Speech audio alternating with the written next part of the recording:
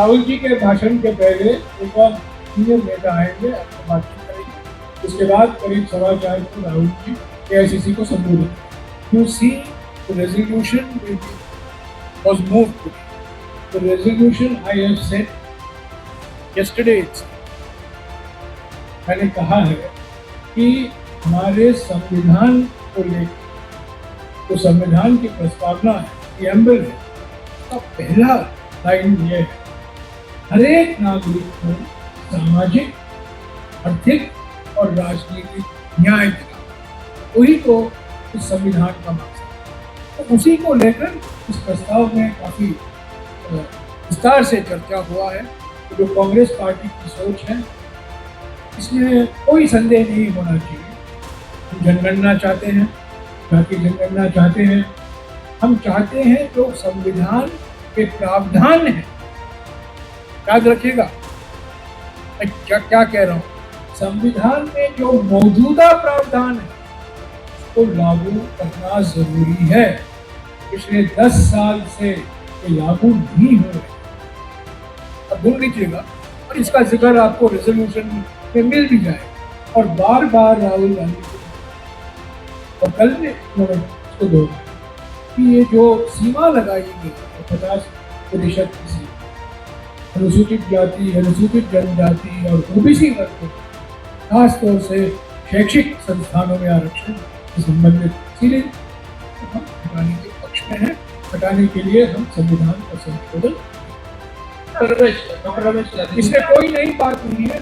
ये रायपुर में कहा है, उदयपुर में कहा है, कल एक्सटेंडेड वर्किंग कमेटी में राहुल जी ने इस बात को दोहराया और आज आप देख लीजिएगा हमारे प्रस्ताव में इसका बेलगावी में भी हमने ये कहा।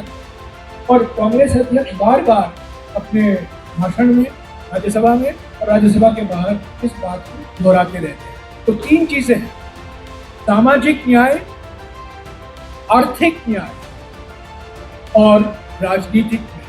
राजनीतिक न्याय खतरे में है क्योंकि इसी को इलेक्शन कमीशन को प्रधानमंत्री कार्यालय और गृह मंत्री कार्यालय का एक अटैच्ड ऑफिस बनाया।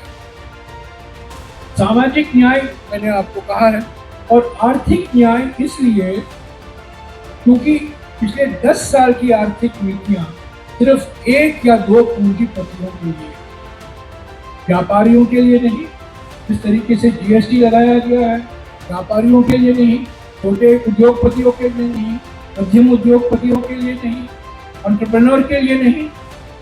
हम चाहते हैं, कांग्रेस पार्टी चाहती है, बार बार राहुल जी ने ये कहा है, कल भी कहा, कांग्रेस पार्टी चाहती है जो GDP विकास का दर है जो अभी 6.2 या 6.3% है, ये न्यूनतम 8% होना जरूरी है।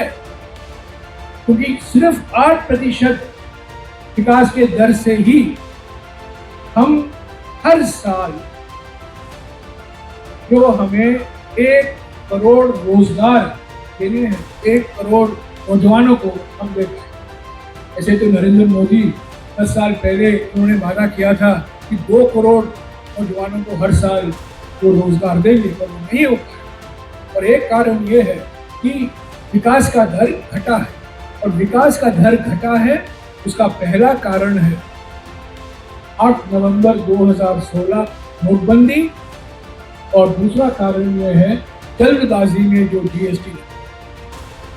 तो ये आर्थिक, असली आर्थिक, हम चाहते हैं कि और संपत्ति पैदा हो हमारे देश में, और लोग अमीर हों, पर कानून के मुताबिक, कानून पालन करके, ऐसे नहीं जैसा कि हो रहा है।